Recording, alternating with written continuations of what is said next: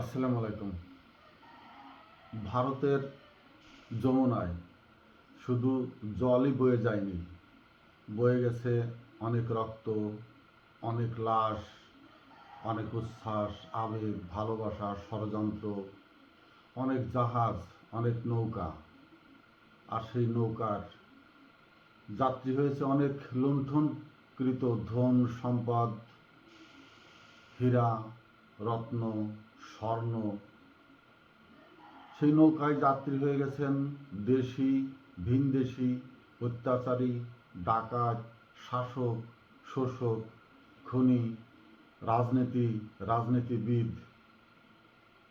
প্রেক্ষাপট তার নিজের চাহিদা মতো গঙ্গাকে ব্যবহার করে গেছেন। গঙ্গার জলে যতটুকু রক্ত মিশে আছে, পানির থেকে কোনো অংশেই সেটি কম নয়। বাংলাদেশ স্বীকৃতভাবেই 47-এ যখন ভাগ হয়, স্বীকৃতভাবেই এটা মুসলিমদের একটা ভূমি হিসাবেই চিহ্নিত হলেও এখানে মুসলিম হিন্দু একাত্মভাবে যেভাবে আত্মিক সম্পর্ক নিয়ে বসবাস করে আসছিল সৌহার্দ্যপূর্ণভাবে, সেটি পৃথিবীতেই বিরল। এবং ভারতে যে দীর্ঘদিন মুসলিম শাসন অব্যাহত ছিল এবং ভারতের ঐতিহ্যকে যে মুসলিম শাসকরা স্থাপত্যের মাধ্যমে সারা বিশ্বে সুশাসন প্রতিষ্ঠিত করবার জন্য হিন্দু মানুষদেরকে মানুষ রূপে পরিচিত এবং সম্মানের সাথে নাগরিক হিসাবে যে যারা স্বীকৃতি দিয়ে গেলেন, যেসব শাসকগণ তারাও মুসলিম ছিলেন। তারা কখনোই জাতিভেদকে নিয়ে রাজনীতি করেননি, করার সুযোগ দেননি। তারা সমগ্র রাষ্ট্রকে এবং রাষ্ট্রের নাগরিকদের নিয়েই রাষ্ট্র শাসনের দিকে ধাবিত ছিলেন। কিন্তু সময়ের পরিপ্রেক্ষিতে রাজনীতিবিদদের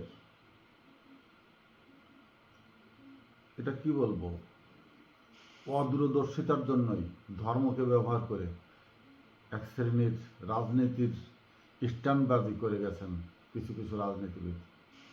এপাশে মুসলিম ঘনবসতি এলাকার সাথে পশ্চিমবঙ্গের একই ভাষাভাষীর মানুষকে কিন্তু ধর্মীয় বিভাজন সৃষ্টি করে এই মুসলিমদের সামনে কেন বিজেপি নামের সেই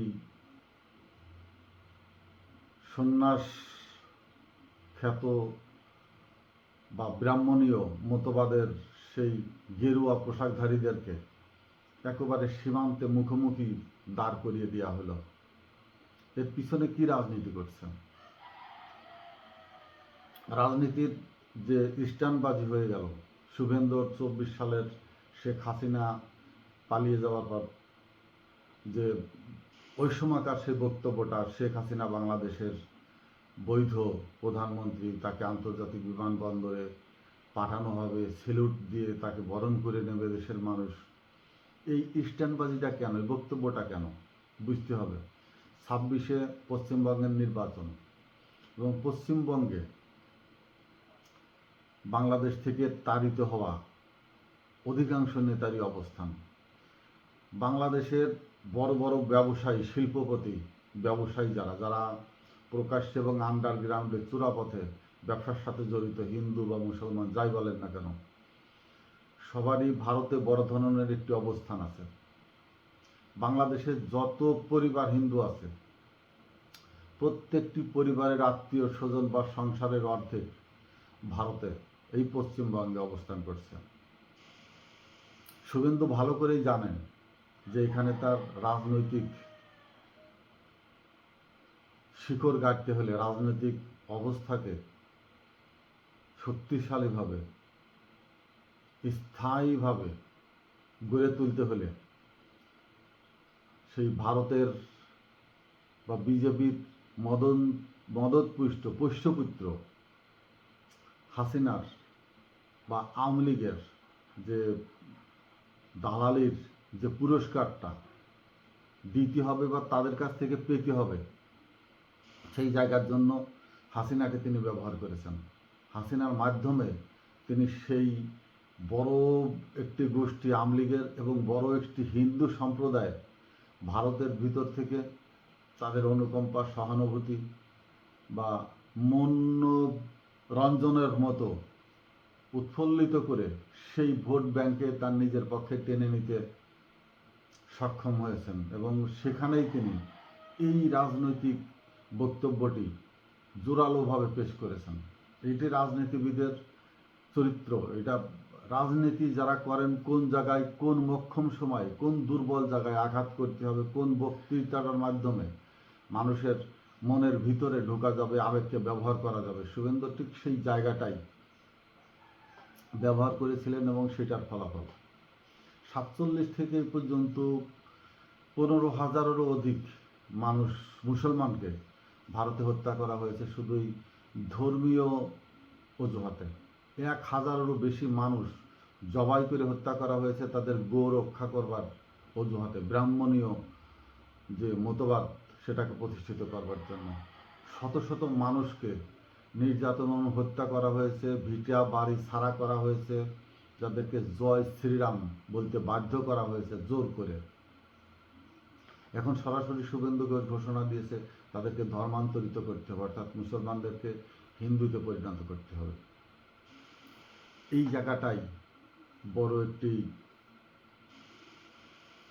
রাজনীতির খেলা চলছে। শুভেন্দুবাবু আওয়ামী লীগকে ব্যবহার করেছেন শেখ হাসিনাকে বাংলাদেশে পুনঃ প্রতিষ্ঠিত করবার জন্য। তিনিও সেটা জানেন যে কোনোভাবেই সেটা সম্ভব না, কোনোদিনও না, কোনোভাবেই না এবং কোনোদিনও সম্ভব না। কিন্তু এটা রাজনৈতিক বক্তব্য মঞ্চে দিবানমূলক বক্তব্য, উক্তি এবং তাদের অনুগামীদের সমর্থন যোগাবার জন্য অত্যন্ত একটি অ্যান্টিবায়োটিক এখানে মাথায় রাখতে হবে। ভারতকে ব্যবহার করছে আমেরিকা। শুভেন্দুবাবু যে আওয়ামী লীগের সমর্থন নিয়ে বা আওয়ামী লীগের সমর্থনযোগ্য ভারতীয়দের নিয়ে তিনি ক্ষমতায় আসছেন, সেই আওয়ামী লীগকে কিন্তু আমেরিকা অনেকটাই সমর্থন জুগিয়ে এদেশের রাজনীতি থেকে বিতাড়িত করে দিয়েছে। শেখ হাসিনা সহ তার সেই শক্তিশালী গ্রুপকে আমেরিকার সমর্থনেই এদেশ থেকে, বাংলাদেশ থেকে বিতাড়িত করে দিয়েছে আমেরিকা, নিয়ে তাদেরকে রিমাস্ট্রেট করেছে ভারতে। শুভেন্দু তাদের সহায়তায় ক্ষমতা আসলেন। এর পরবর্তীতে কি ঘটবে বুঝতে হবে। সেখানে রাজনীতি তো দিনের ভিতরেই চমকেও দেওয়া যায় না। রাজনীতি 1-2 মাসের খেলা নয়, রাজনীতি 1-2 বছরের খেলা নয়। আমেরিকা যেটা খেলে দীর্ঘ সময়ের জন্য, শত বৎসর ধরে তারা একটি মাঠ তৈরি করে দীর্ঘ পরিকল্পনার মাধ্যমে। গতকাল শুভেন্দুর পিএসকে হত্যা করা হয়েছে, তার গাড়ি থামিয়ে দিয়ে গুলি করা হয়েছে, তার পিএস হত্যা হয়েছে এবং তার গাড়ির চালক আহত হয়েছে। শুভেন্দু যদি মুসলিমদের উপর চড়া হয়ে ওঠে বা পুরো ভারত যদি বিজেপি ক্ষমতা এসে মুসলিমদের উপরে চড়া হয়ে ওঠে, মুসলিমরা খুন হইতে থাকে, অত্যাচারিত হইতে থাকে, মানুষ একসময় কি হয়, খুন হইতে হইতে, নির্যাতিত হইতে হইতে, গৃহহীন হইতে হইতে সমস্ত কিছু যখন হারিয়ে ফেলায়, কিছুই যখন আর থাকে না, তখন সে একমাত্র পথ বেছে নেয় মৃত্যু। আর মৃত্যুর আগে সে একটি শেষ কামড় বসিয়ে দিয়ে যেতে চায়। মানচিত্রে হোক, ধর্মে হোক, জাতিগতভাবে হোক, কোনো বিশেষ গোষ্ঠীতে হোক, একটি ক্ষতচিহ্ন রেখে যাওয়ার আপ্রাণ চেষ্টা করে। আপনারা যদি সাপের মাথাতে বর্ষার ফলক ঢুকিয়ে দেখেন বা বাড়ি মেরে দেখেন, সে বারবার কিন্তু আঘাত করতে থাকবে তার উপরে, আঘাতকারী সেই বস্তুটির উপর। মানুষও ঠিক সেই চরিত্রেরই। শেষ কামড়টা দিয়ে তারপরে মারা যেতে চায়। একজন বিপ্লবী, একজন বিদ্রোহী, একজন অভ্যুত্থানকারী, একজন তেজস্বী পৌরুষদীপ্ত পুরুষ আত্মহত্যা করে না।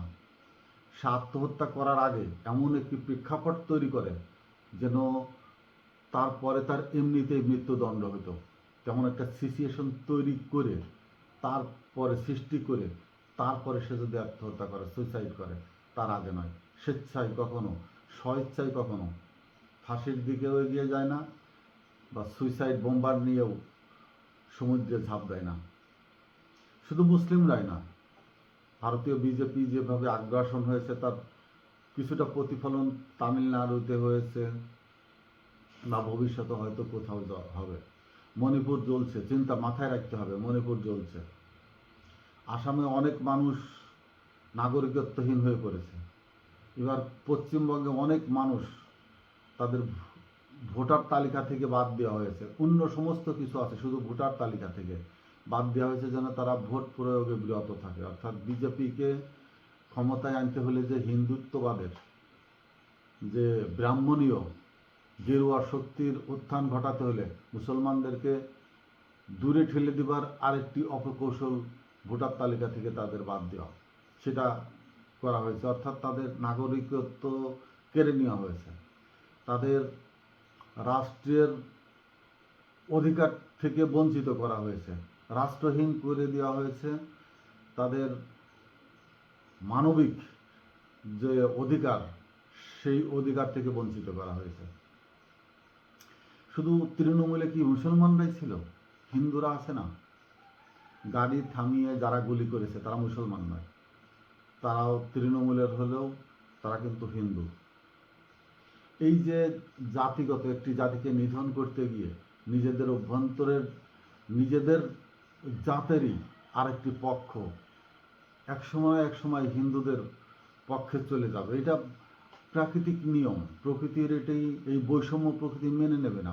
প্রকৃতি সবসময় সত্যের পক্ষে, ন্যায়ের পক্ষে, এবং সে জীবিত থাকবার জন্য যে কোনো কিছু ঘটিয়ে দিতে পারে। প্রকৃতি সহজেই নির্মূল হয়ে যাবে না, নিপাত হয়ে যাবে না। প্রকৃতি তার কৌশল ব্যবহার করে যে কোনোভাবেই হোক তার প্রকৃতিগত যে বৈশিষ্ট্য সেটাকে সে ধারণ করবেই, বহন করবেই। এই হিন্দুর বড় একটি অংশই একসময় মুসলমানদের পাশে গিয়ে দাঁড়াবে, অর্থাৎ তার প্রতিবেশীকে রক্ষা করবে, সে তার বন্ধুকে রক্ষা করবে, সে তার ক্লাসমেটকে রক্ষা করবে, সে তার ব্যবসায়ীর পার্টনারকে রক্ষা করবে বিভিন্নভাবে। এই হিন্দুরা যখন এই মুসলমানদের সাহায্য সহযোগিতার জন্য এগিয়ে আসবে, এবং শুভেন্দুরা যতবার বুলডোজার নিয়ে তাদের ব্যবসা প্রতিষ্ঠানে ভাঙচুর করবে, ঘর বাড়ি ভাঙচুর করবে, ততটা মানুষের আস্থা, ভালোবাসা, শ্রদ্ধার জায়গা থেকে দূরে সরে যেতে থাকবে।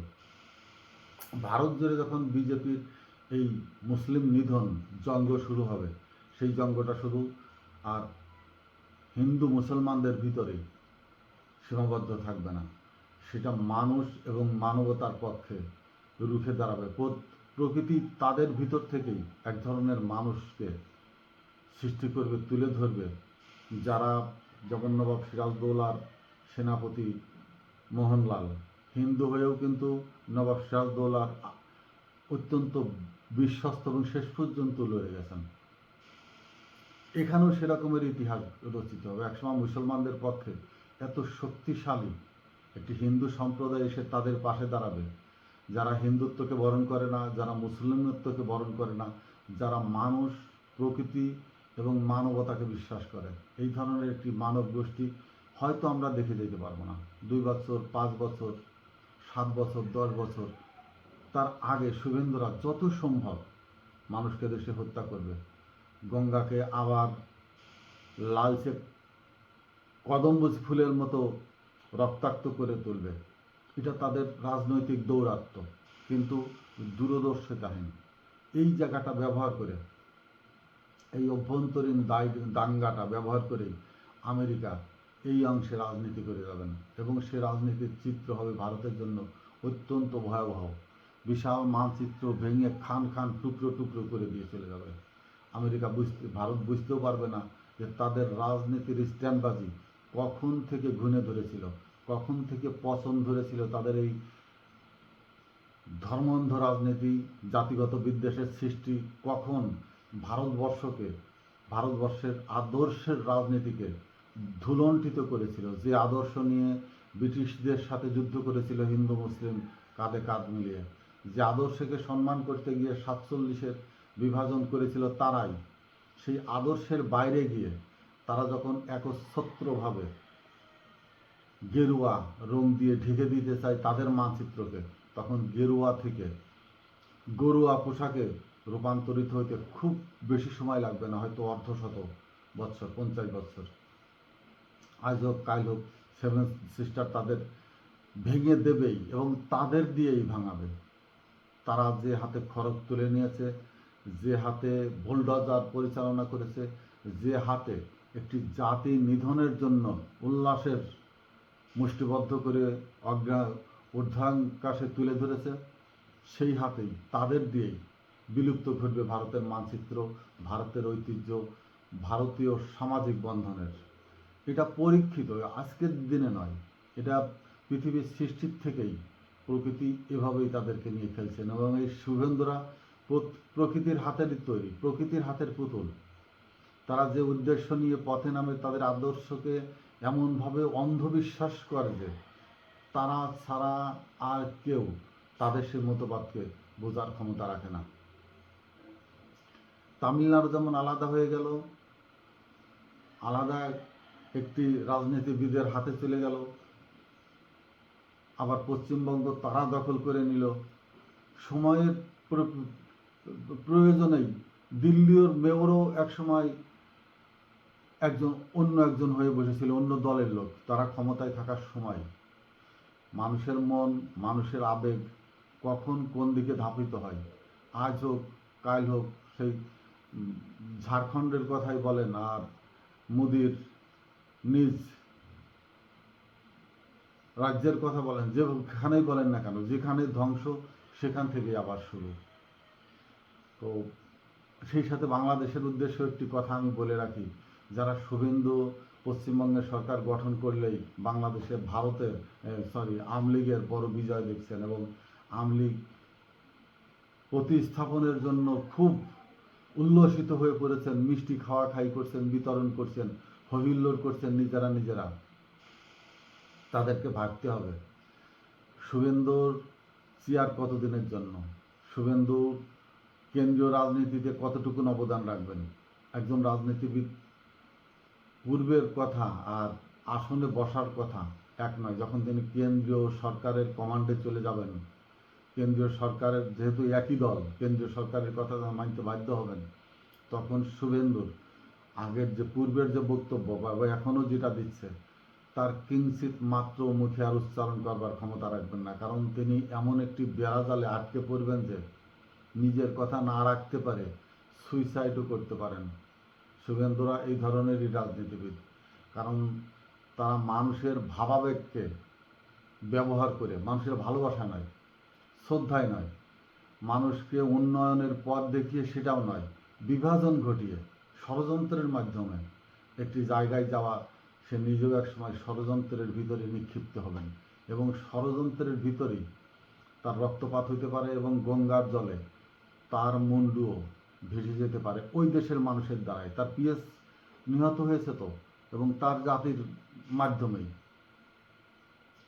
রাজীব গান্ধীও নিহত হয়েছিলেন তার জাতির মাধ্যমেই।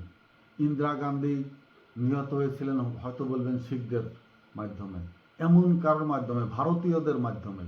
বেশি ধর্মভিত্তিক, বেশি আবেগপ্রবণ, বেশি জ্বালাময় বক্তৃতাময় নেতা ক্ষণস্থায়ী হয়, কিন্তু যাদের বক্তব্যের ভিতরে সারবস্তু থাকে, দর্শন থাকে, মানুষের মানবতা থাকে, সেসব নেতারা স্থায়ী হয়। জিনিসটা বুঝতে হবে শুভেন্দু কোন ধরনের নেতা। সে তার উত্থানেই ওই ধরনের বক্তব্য এবং ওই ধরনের স্থানগুলো ব্যবহার করে যেখানে মানুষ থুতু ফেলে, ঘৃণা ভরে। শুভেন্দু হয়তো মুহূর্তের জন্য জায়গাটি দখল করে নিয়েছে এবং খুব মুহূর্তের ভিতরেই সেই জায়গা খালি হয়ে যাবে পশ্চিমবঙ্গের রাজনীতি থেকে। অপেক্ষা করুন, দেখতে থাকুন ভারত তাকে দিয়ে কি খেলা খেলায়। অন্তত সেভেন সিস্টারের বেশ কয়েকটি রাষ্ট্রকে শুভেন্দুর হাতে দিয়ে শুভেন্দুর সময় ভাঙন ঘটিয়ে দেবে। শুভেন্দু যে ধারায় রাজনীতি করছে, এই ধারার রাজনীতিটাই হলো ভাঙনের সুর। মণিপুরীরা বেশি খ্রিস্টান ধর্মের মানুষ, ত্রিপুরার এদিকে বেশি বৌদ্ধিস্টরা, হিন্দু খুব কম। আসামে হিন্দু সম্প্রদায় আছে, কিন্তু সেখানে সমস্ত ধর্মেরই প্রায়, মুসলমানও প্রচুর। যখন তিনি সব জায়গায় গেরুয়াদের মুখ করাবেন এবং গেরুয়াদের হাতে একেবারে কষায়ের মতো হত্যার যন্ত্র বস্তু অস্ত্র ধরিয়ে দিয়ে লেলিয়ে দিবেন, তখন পুরা পশ্চিমবঙ্গ সেভেন সিস্টার সহ এমন একটি ভয়াবহ আগুনের গোলকের সৃষ্টি হবে যে সেই আগুন ছড়িয়ে পড়বে পুরা ভারতবর্ষে। নিজেদের জ্বালানো আগুনেই নিজেরা জ্বলবে, নিজেরা করবে, নিজেরা ভাঙবে এবং নিজেরা পুরা মাটি ভাগ বাটোয়ারা করতে নিয়ে তখন ব্যস্ত হয়ে পড়বে, তার আগে নয়।